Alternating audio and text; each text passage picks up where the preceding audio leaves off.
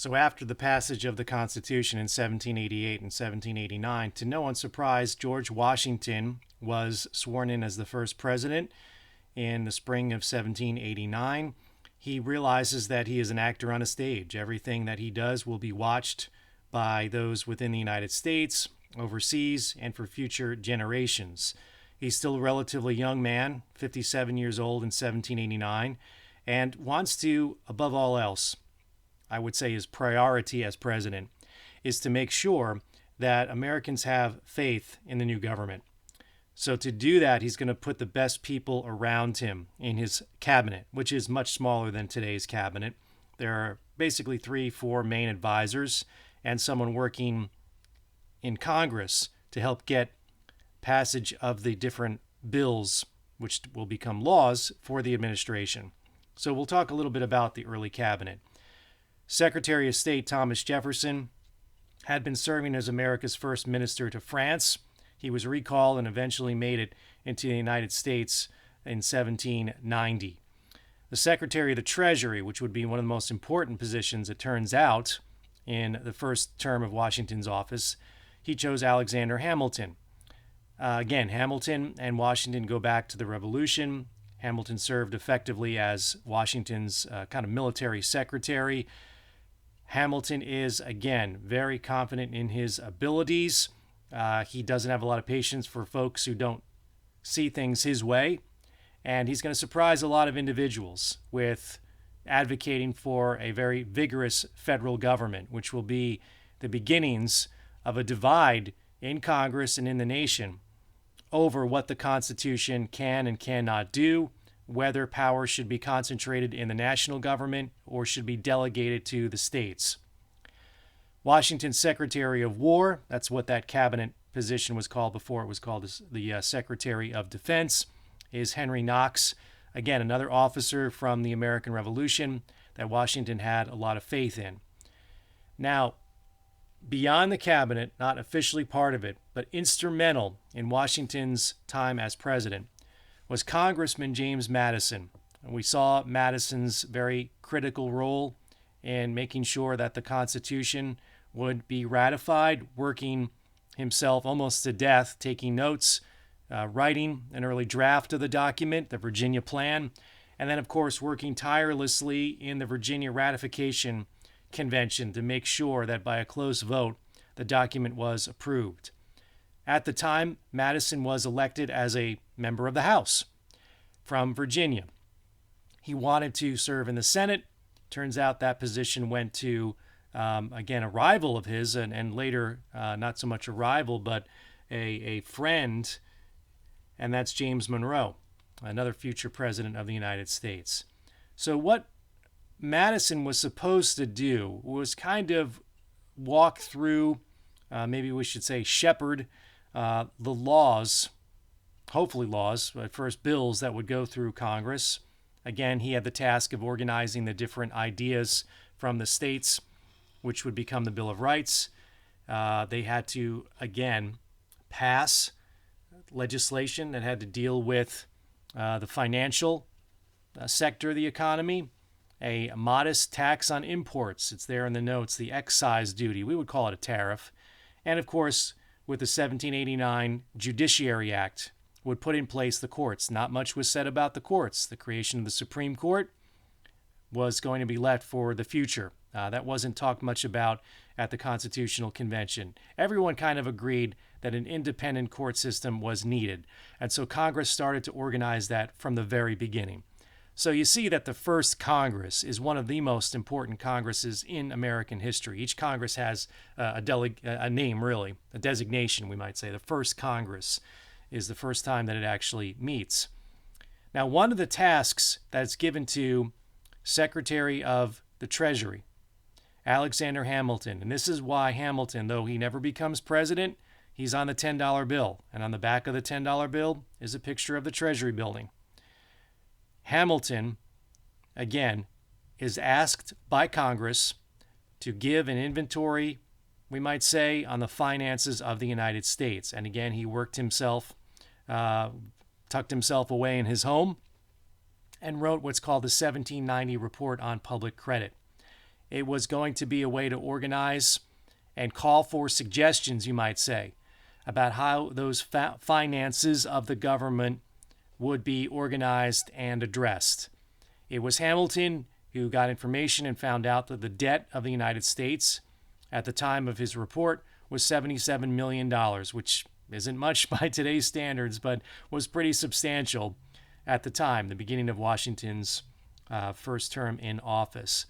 You have debt. Again, this is economics. It's a little bit complicated, but just follow me. I'm going to keep it as straightforward as possible for you and actually for my own sake, because this economic history is something that will make your head explode. But it's one of three elements. When we think about Hamilton's financial plan or the report on public credit, there are three parts you need to be familiar with, and I'm going to talk about them in some detail. The first is the bank.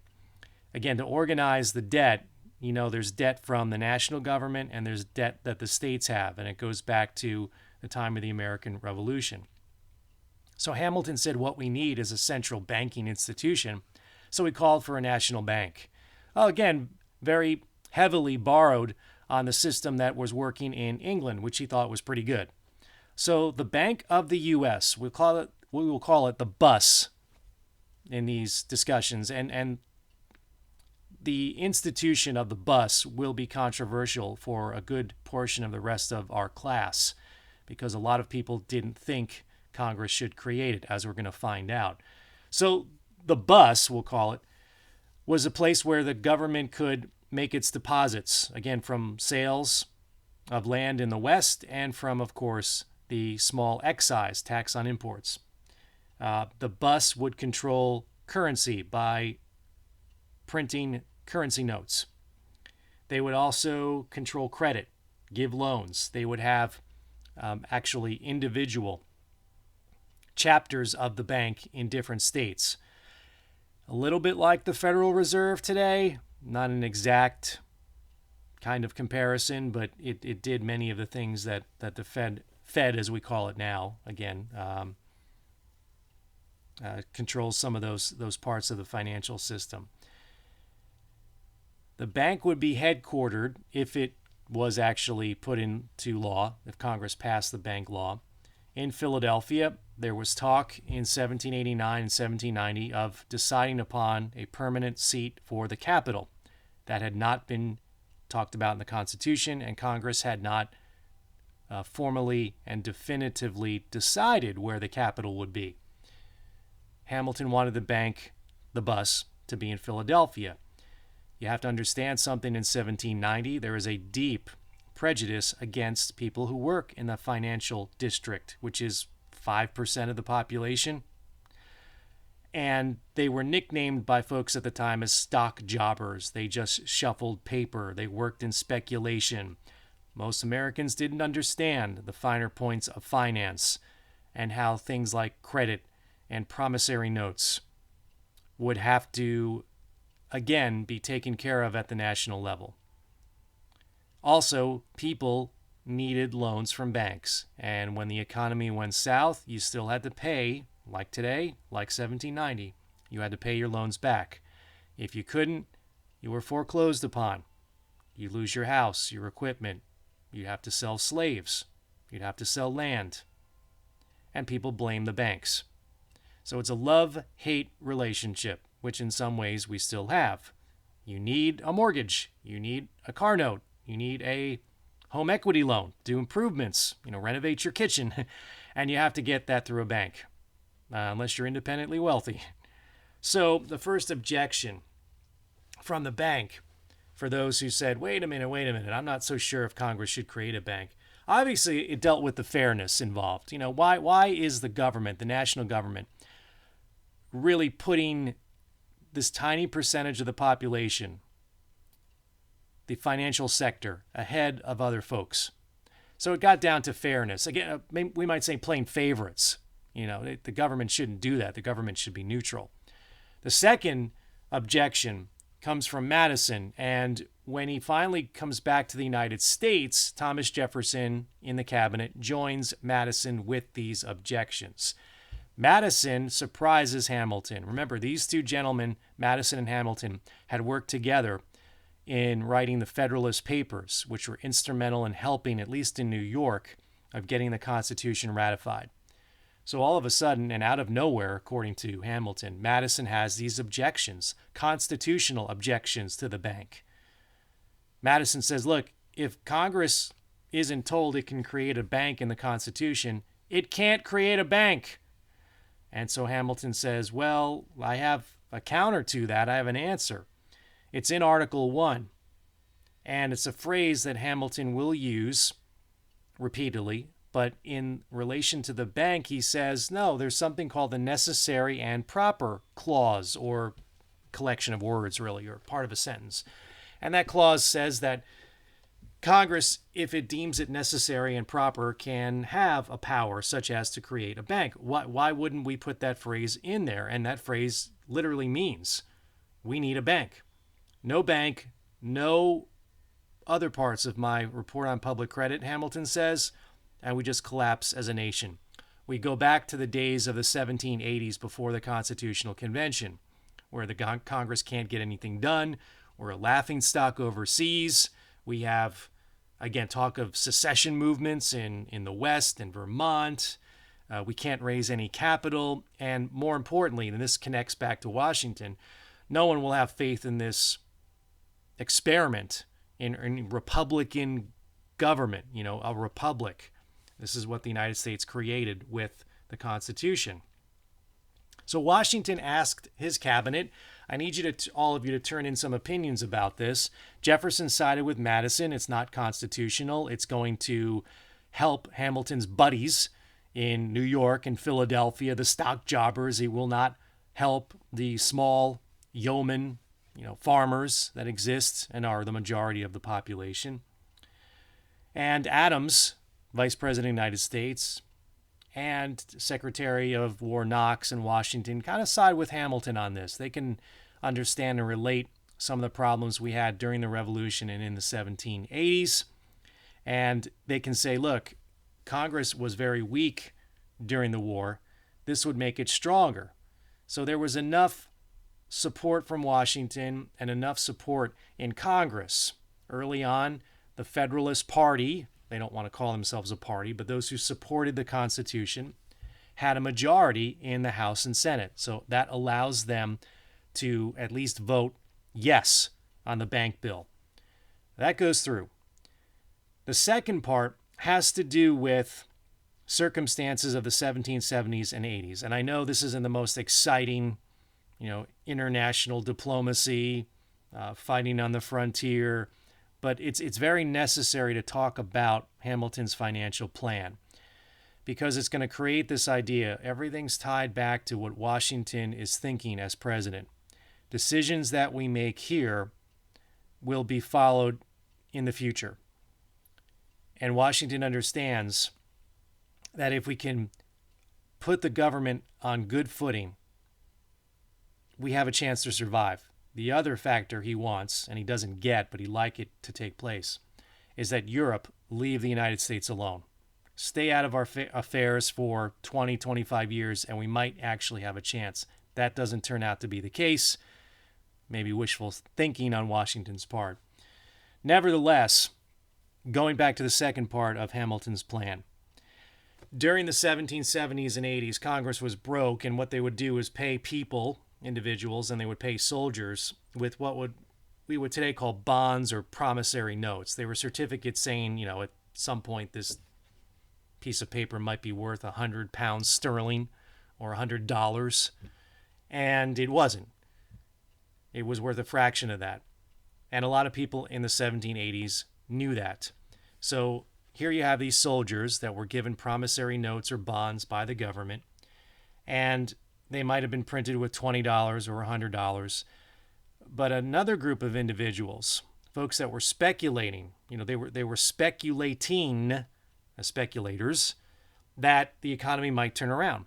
So they were going around and buying up these certificates. If you were a Revolutionary War veteran, you're discharged, you're going back to your farm in Connecticut or somewhere else, you've got a $100 certificate, someone comes up to you and says, look, I know that that's not worth $100, but I have $10 in silver or gold. I will give you that. And of course, that's the currency that's good everywhere. I will give you that if you give me your $100 certificate.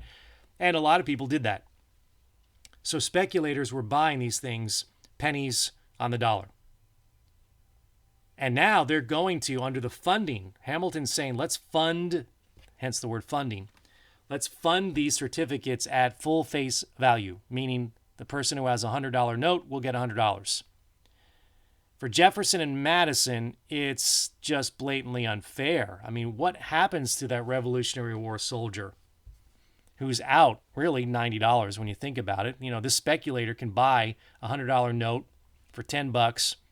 He's going to get $100 back, and he's profited $90. Hamilton will say, look, this soldier sold it. He got some fast cash. We can't go around looking for the original owners of these promissory notes, to which Jefferson and Madison say, well, we should. It's not fair. Also, so there's the fairness question. The other question, and this is why we spend some time talking about Hamilton's financial plan, it's about the power of the government.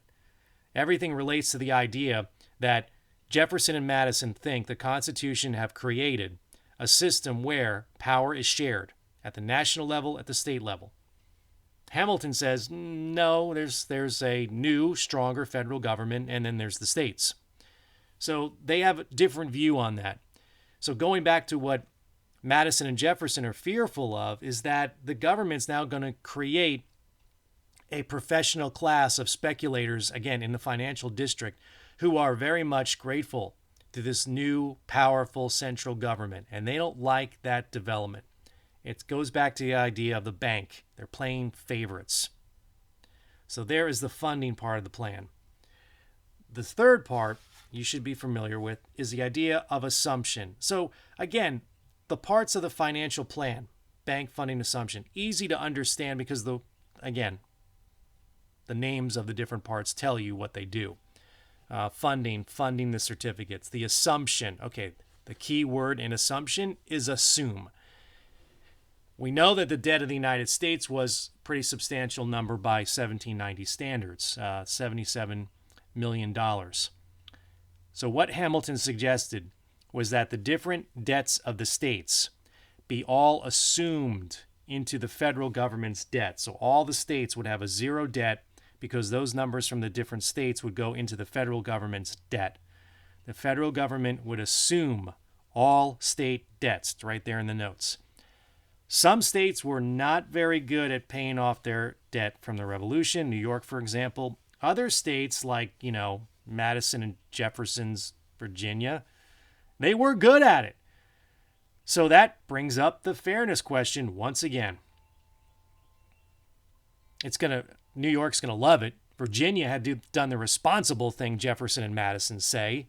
And of course, the states that had substantial debt are going to bow at the altar of the all-powerful national government and say, oh, thank you for assuming the debts. And it's going to play into the fears that were talked about at the Constitutional Convention and at the ratification conventions, the anti-federalist fears that you were creating this monstrous central government without any limits to what it could or could not do.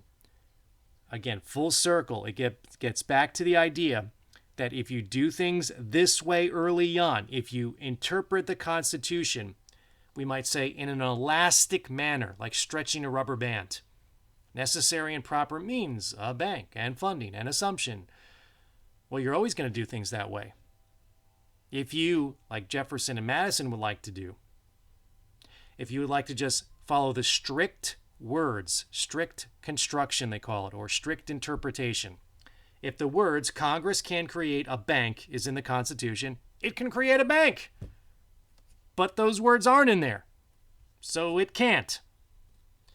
Again, this gets down to the question of power, what the federal government can and cannot do, the relationship between the national government and the state governments, and of course the people represented at two levels there. The problem that Hamilton has is that both funding and assumption run into some resistance in Congress. It is not a foregone conclusion that either will pass.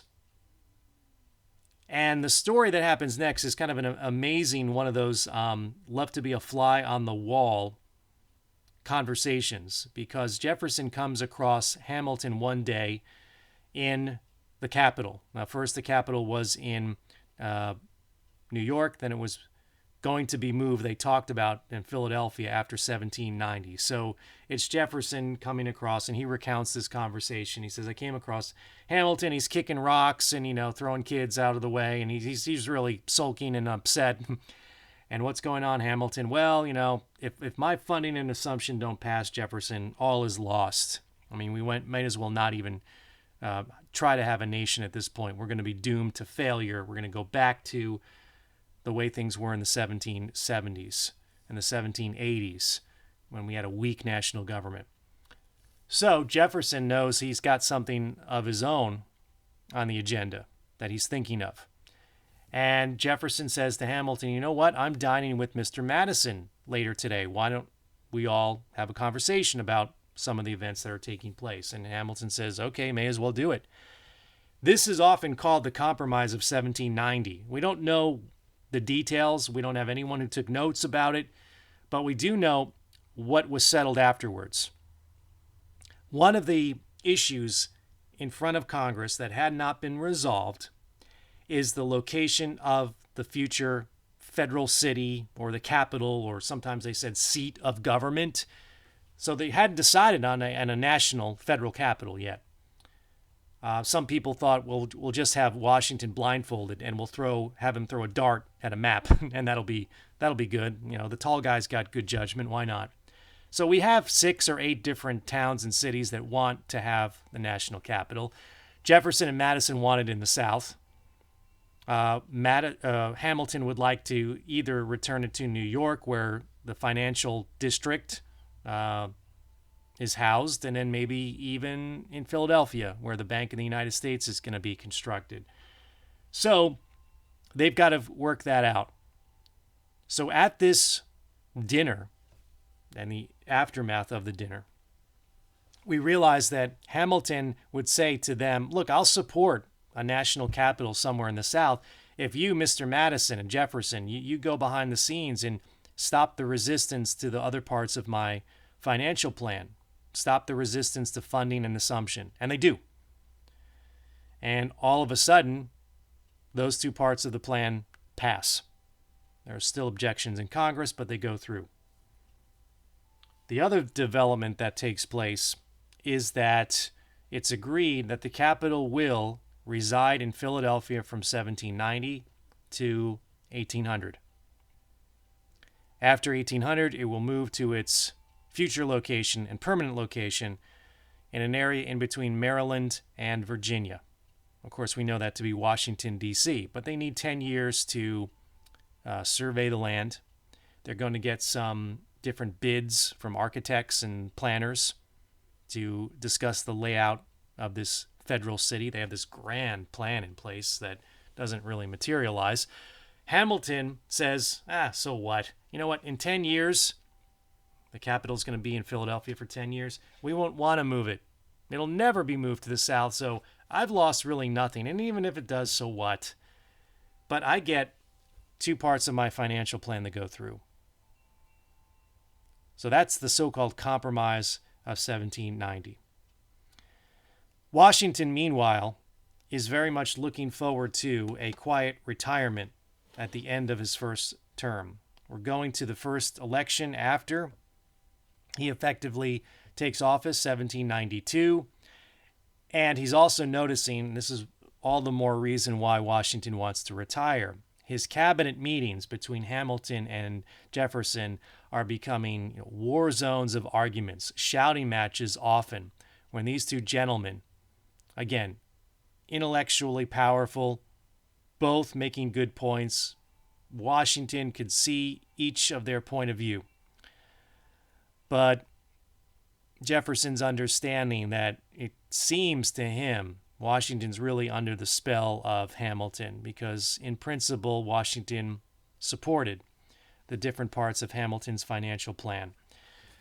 Plus, there's 2 different visions of the country, as we've already talked about in some detail. Hamilton wanted that vigorous an elastic view of what the government could do, it seems to be gaining ground, and it troubles both Madison and Jefferson.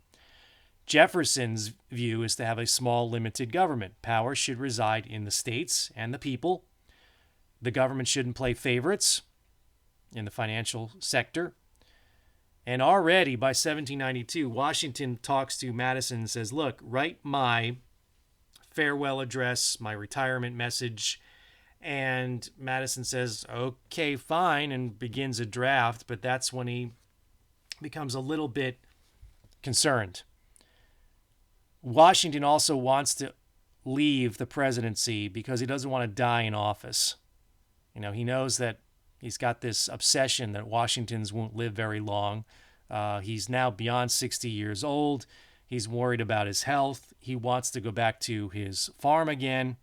He thinks he's done his time, as some presidents have called doing time in the office. But Hamilton and Madison are concerned, as is Jefferson. At the end of Washington's first 4 years in office, we begin to see in Congress and in the different states the formation of what we would today recognize as the infancy of political parties. And historians for 200 years have wanted to pin down, what year are the political parties developing? It's not really critical to really say this is the year. But what we do know is that in 1792, it's a presidential contest. It's also, obviously, an election for people to serve in the House, in Congress, and the Senate. People who support Jefferson and Madison's view of the government against Hamilton's policies begin to take the name of Republicans, meaning we favor a republic, not the Hamiltonian system.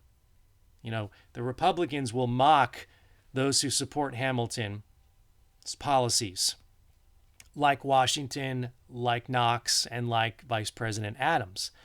And kind of just by default, or they didn't come up with a different name, those who are supporting the Constitution and supporting a more stronger, vigorous federal government basically continue with the name the Federalists. So the Republicans like to mock the Federalists. They're monarchists. That's a name meaning that they like everything related to England and a monarchy, and they want to elevate George Washington to be like George III. They are connected to the aristocracy and wealth. They don't care that 95% of the people work in agriculture and the government should serve their needs. So that's why we get these names. The Republicans start to take that designation. They're quietly supported by Jefferson and Madison. Madison and Jefferson both help bankroll newspapers, which is okay according to them, because Hamilton is using money from the Treasury Department to have a newspaper that supports his point of view. During the 1790s, we see an explosion of new newspapers in the United States. Very inexpensive to start and operate. And, there's absolutely no standards for confusing opinion with reporting news. Everyone writes an opinion piece and kind of says, hey, this is news. So again, you don't have an editorial section. Everybody editorializes in a lot of the different news stories. So you have very partisan, we might say, a more modern word, partisan press. The Federalists will say in the 1790s that we are the group that saved the nation from the chaos of the critical years, after the Revolution up to the time of the Constitutional Convention. The Republicans, of course, want anarchy, a weak government. So you have two visions for the United States, two visions of what the government can and cannot do. The Republicans are, the word they used at the time, levelers. That would be a more modern interpretation, is kind of take from the rich and give to the poor. Levelers. They want everyone to be somewhat comfortable, but no extremes of poverty or wealth. This is unfortunate, and this is why the founders, I've said before that one of the biggest flaws of the founding generation, there are several. We mentioned slavery, obviously, not putting it on a path to extinction, not coming up with a humane Indian policy. And the third is not recognizing the fact that, look, they should have been realistic and understood that political parties were going to form. That's why Washington really, really wants to retire. But the one thing the cabinet, the divided cabinet, Washington's advisors, can agree on is that Washington has to agree to serve a second term. No doubt about it. And so it is Washington who reluctantly says, I will agree to serve another 4 years. Madison and Hamilton say to him, Mr. President, there's too much at stake. We need you at the helm. People are confident in the government if you are in charge of the executive branch. The other development, which will cause more of a divide among the political parties, is foreign affairs, which Washington doesn't want to deal with, but he's forced to deal with it. In 1789, we have the onset of the French Revolution, which really everyone in the country says, that's great. It's going to be like our revolution. They're going to reform the aristocracy, and the fact that a lot of people are poor, and the influence of the clergy is very strong, unlike the United States at the national level at least. And maybe the king will modernize that institution of the monarchy, King Louis. So there's a lot of optimism and hope in 1789. That changes by the end of Washington's first term in office. They execute the king, King Louis of France, and his wife Marie Antoinette. We begin to see a different group of individuals and then other individuals run France under the Directorate. They often call this time, because they kill enemies of the state, the Reign of Terror. That's when you see the guillotine come out, that large blade that separates people's heads from their neck. And at first, everyone's like, oh, the revolution is like ours. A revolution, we were born as a nation from a revolution. That's great. And then people are kind of thinking, oh, this is a revolution out of control. And of course, the Federalists use this to their advantage. If the Republicans become the majority party, we'll have the French Revolution come to our shores. It's an argument they make. Jefferson and others say, look, revolutions are bloody things. Ours, a lot of people died. It's going to happen in France. The old, you've got to break some eggs to create an omelet kind of analogy. So what do you do if you're the United States? Washington now serving the beginning of his second term, 1792, 1793. What happens that is a game changer for this story is that revolutionary France, again, after the king and queen are executed, declare war on Great Britain.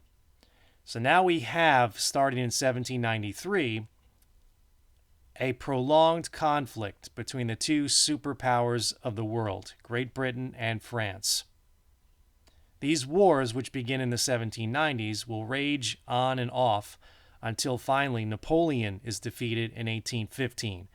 So think of it as like a generation of conflict. The wars of the French Revolution become the Napoleonic Wars after he comes to power after 1800. The U.S. is thrown right in the middle. We trade with both of these nations. Our economy is going to survive by interactions with Europe. So what does Washington do? Well, when France goes to war with England, Jefferson wants to remind President Washington, we're kind of like, duty bound with a treaty to go to war on the side of France against Great Britain. Hamilton's horrified. Oh my God, he says, a war with Great Britain? We'll lose, first of all. We have no navy, and our army's out in the West getting its behind kicked. By 1793, the U.S. Army has gone into what's now the old Ohio country, area Washington we know would have been familiar with, and has lost 2 battles to a strong Indian confederation. It's an embarrassment for the Washington administration.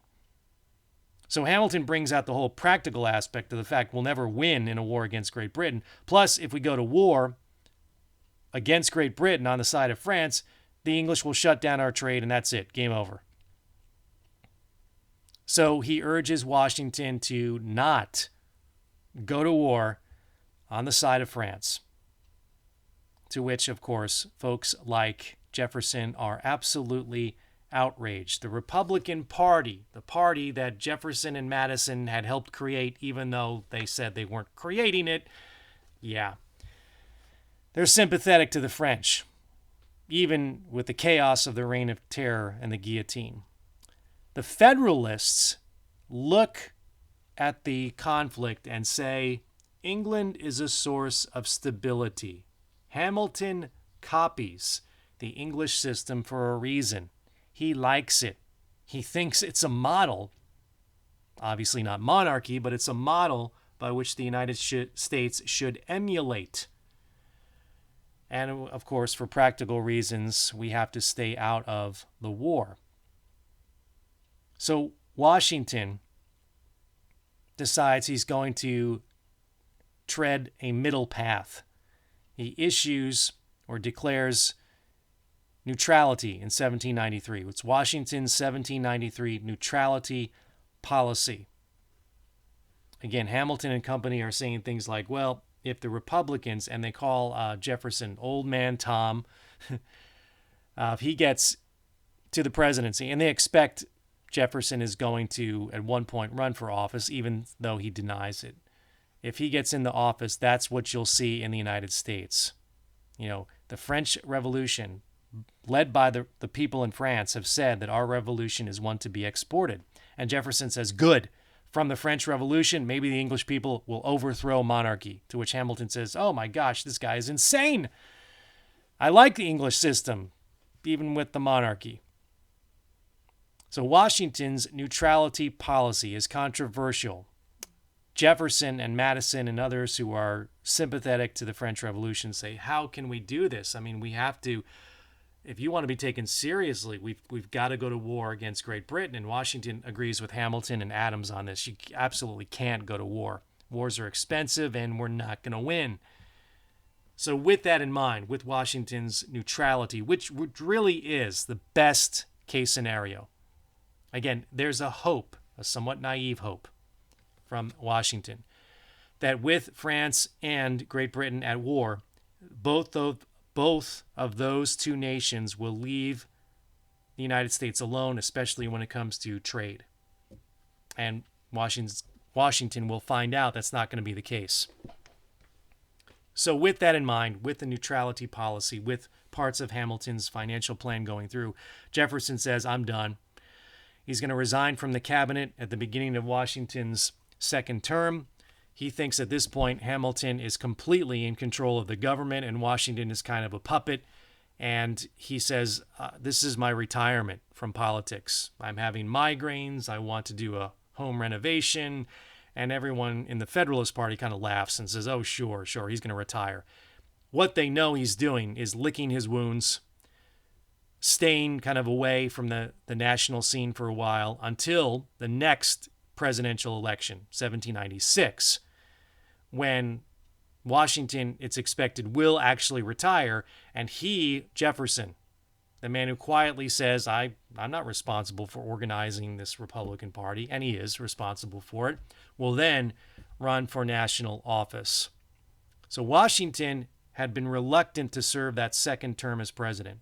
And as he's going to find out, every president who has two terms, your second term can be some of the longest 4 years of your life. All the success you might have in your first term, your second term proves to be very, very difficult because added with the domestic, within the United States problems, he's got problems from overseas as well. So that's something to consider as we go on and talk about Washington's second term in office.